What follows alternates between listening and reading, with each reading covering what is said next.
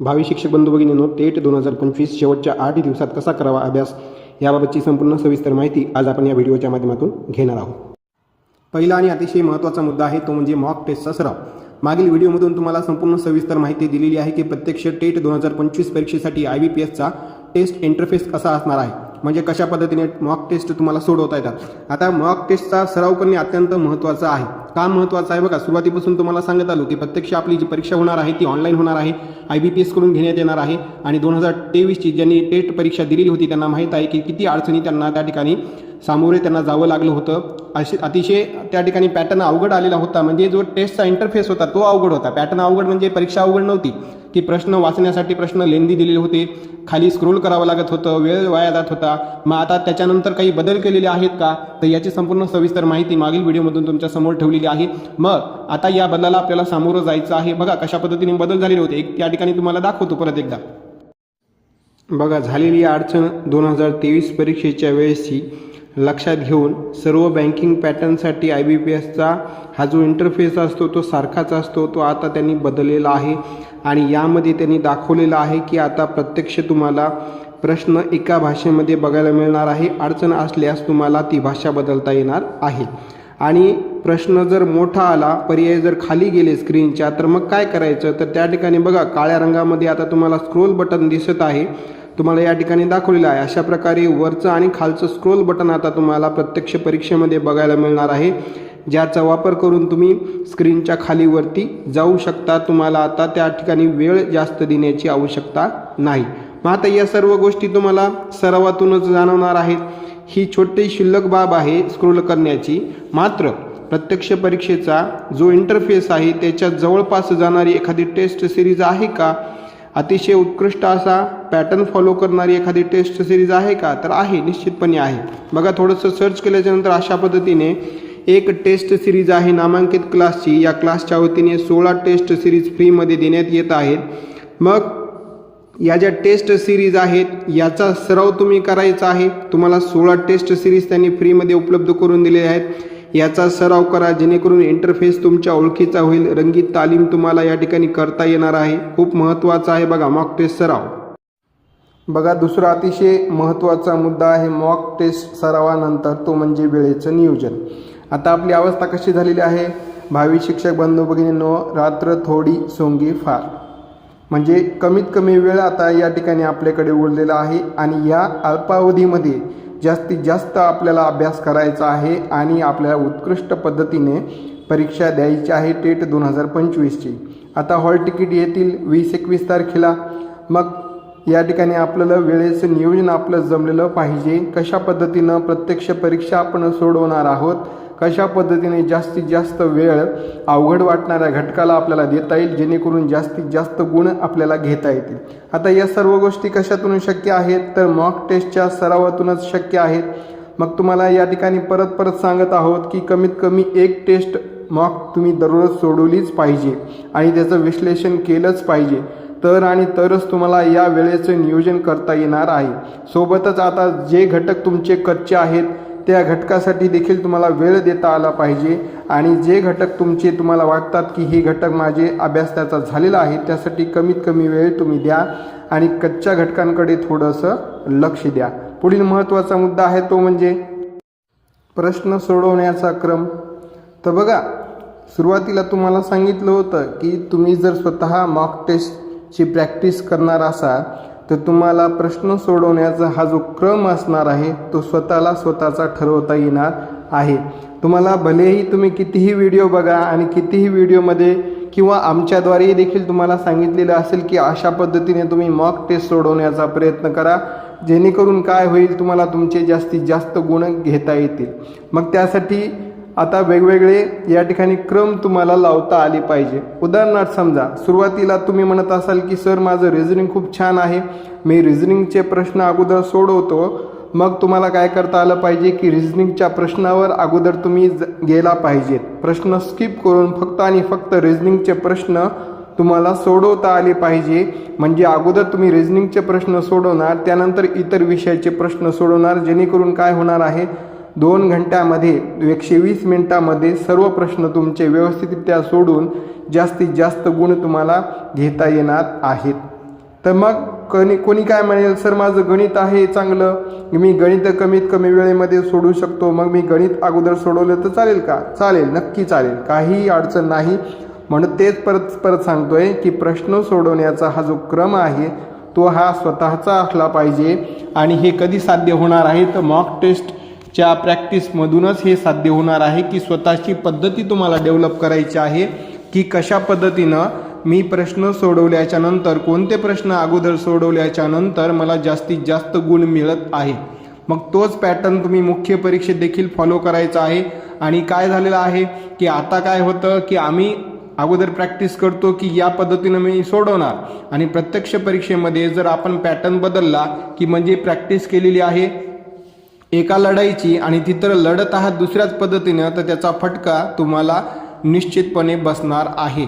मग आतापासून या ठिकाणी आपल्याला तयारी ठेवायची आहे की कशा पद्धतीनं प्रश्न सोडवायचेत, कोणत्या पद्धतीनं मी प्रश्न सोडवल्याच्या नंतर मला जास्तीत जास्त गुण मिळत आहेत. प्रत्येकाचा हा क्रम वेगवेगळा असू शकतो. त्या पद्धतीनं आपण आपली प्रॅक्टिस करायची आहे आणि प्रत्यक्ष या प्रॅक्टिसनुसारच मुख्य परीक्षेमध्ये तुम्हाला प्रश्न सोडवायचे आहेत. मुख्य परीक्षेमध्ये प्रश्न सोडवण्याचा तुमचा जो स्वतःचा ठरवलेला क्रम असेल तो कुठल्याही परिस्थितीमध्ये बदलू नका, जेणेकरून तुम्हाला जास्तीत जास्त गुण घेता येतील. बघा, त्यानंतर पुढील महत्त्वाचा मुद्दा आहे तो म्हणजे प्रश्न सोडवण्याची पद्धती. प्रश्न सोडवण्याची पद्धती हा नेमका मुद्दा काय आहे लक्षात घ्या. अतिशय महत्त्वाचा आहे नियोजनामध्ये प्रश्न सोडवण्याची पद्धती. आपल्याला पद्धती माहीत असतात. एक असते सविस्तर पद्धत, दुसरी असते शॉर्ट ट्रिकची पद्धत. या ठिकाणी आता आम्हाला प्रत्यक्ष परीक्षेमध्ये या दोन्ही पद्धतींचं कॉम्बिनेशन जमलं पाहिजे. समजा प्रश्न अवघड आला परंतु तुम्हाला वाटत आहे की हा प्रश्न सोप्या पद्धतीने मी शॉर्टकट पद्धतीने सोडवू शकतो, तर प्रत्यक्ष त्या पद्धतीने सोडवू तुम्ही शकत असाल तर नक्की तुम्ही त्या पद्धतीनेच सोडवायचं आहे. त्यासाठी जास्त वेळ देण्याची आवश्यकता तुम्हाला नाही. शॉर्टकट पद्धती तुम्हाला चांगल्या पद्धतीने येत असतील तर शॉर्टकट पद्धतीने प्रश्नांची उत्तरे तुमची बरोबर येत असतील मॉक टेस्टमध्ये, तर प्रत्यक्ष त्या पद्धतीने तुम्ही तो प्रश्न सोडवायचा आहे. आता याच्यामध्ये उदाहरणार्थ सांगायचं झाल्यास तुम्हाला या पद्धतीचे गणितामध्ये प्रश्न खूप बघायला मिळतील. आता त्याच्यामध्ये काय असतं की वर्गमूळ जवळजवळ दिलेलं असतं किंवा पदावलीचे गणित आहेत त्याच्यामध्ये. त्याच्यानंतर अंदाजे म्हणजे जवळ जाणारा जो पर्याय आहे तो पर्याय निवडा, अशा पद्धतीचे गणित असतात. मग हे सगळे प्रश्न सोडवण्यासाठी तुम्हाला काय लक्षात यायला पाहिजे की ही जी पद्धत आहे शॉर्टकट पद्धतीनं हे जर तुम्ही सोडवू शकत असाल तर अतिशय उत्कृष्ट आहे.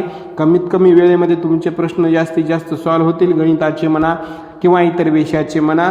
आणि जेणेकरून राहिलेला वेळ तुम्हाला काय होणार आहे की दुसऱ्या विषयासाठी देता येणार आहे. मग प्रश्न सोडवण्याची ही जी पद्धत आहे शॉर्टकट मेथड म्हणा किंवा जास्त वेळ देण्याची पद्धत ही स्वतःला ठरवता आली पाहिजे. त्यानंतर पुढील महत्त्वाचा मुद्दा आहे तो म्हणजे आपल्या अभ्यासाचे विश्लेषण.